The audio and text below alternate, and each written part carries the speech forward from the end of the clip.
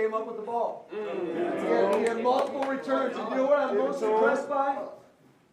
Somebody threw a punch at you and you did respond.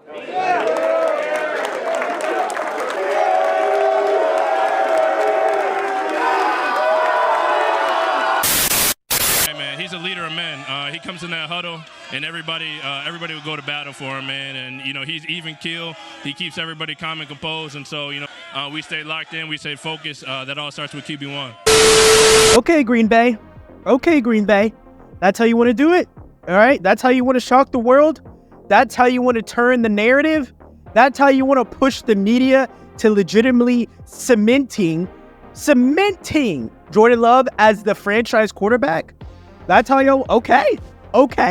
The Green Bay Packers, right? So the ones that everyone was writing off, you guys remember the last video we did. So the Green Bay Packers that everyone wrote off, the Green Bay Packers that said, the Lions were better than them. People were saying that the Vikings were better than them. People were saying that the Bears were better than them. You guys remember all those analysts in the beginning of the year, they had the Packers at that 4th slot in the division. One thing, ever since I started doing these football analyses, is you have to keep mental notes of the idiots.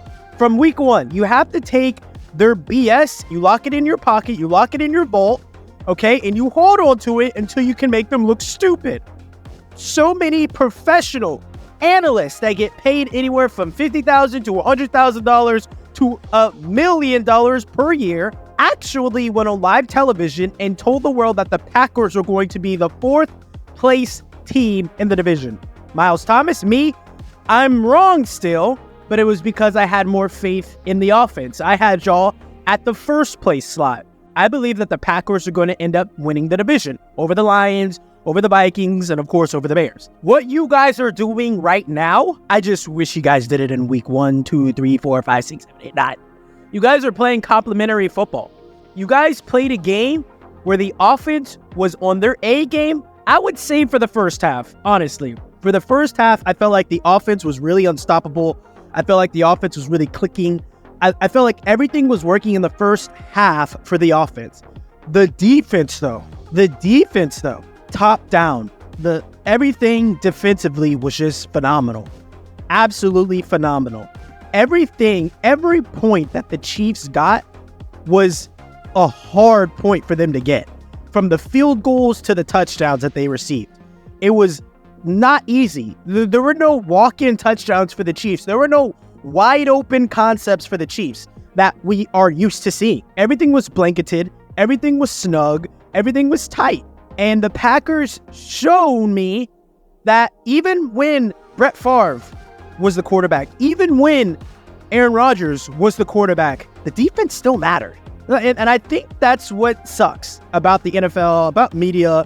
They're able to paint the quarterback so beautifully. Kudos 100% to Brett Favre and Aaron Rodgers for what they did in Green Bay. There are some Packer defenses that were truly the reason why those quarterbacks were successful.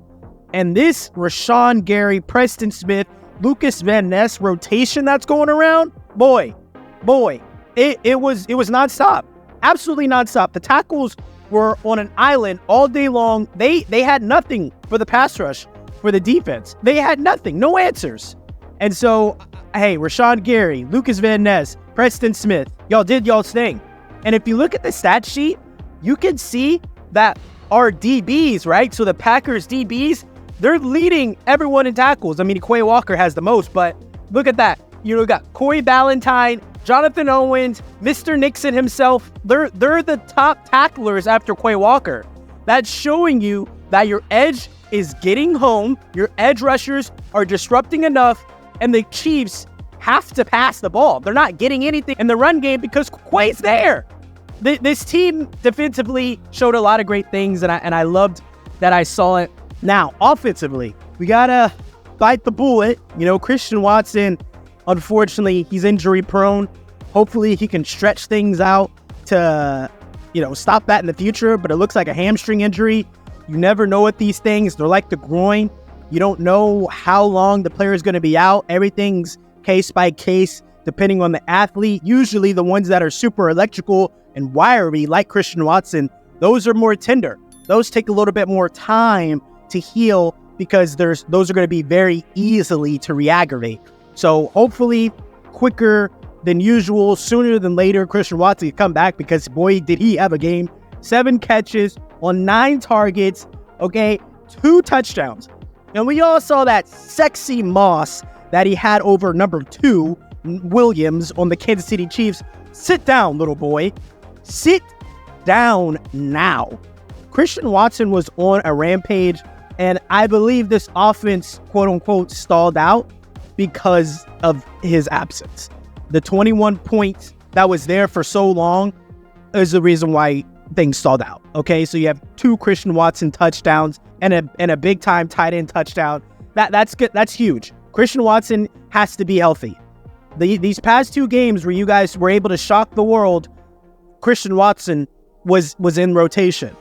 So this has to stop. Romeo Doubs also had that amazing big catch, that 33 Hail Mary in the 3rd quarter. I mean, Jordan Love literally heaved that for anyone to get, and Romeo Doubs came down with it. I told y'all also the last episode that we did, I told y'all, I still think, everything being known, with Christian Watson, with Jaden Reed, who I love how y'all used it in the beginning of the game with the jet motions and stuff, and Romeo Doubs. If you take all of them and you maximize them to their greatest potential, I still think Romeo Doubs is that guy. I like it a lot. But it's going to be his show for the next couple of weeks. I'm pretty sure that hamstring is going to really be lingering on Mr. Watson, but it's okay. Why is it okay?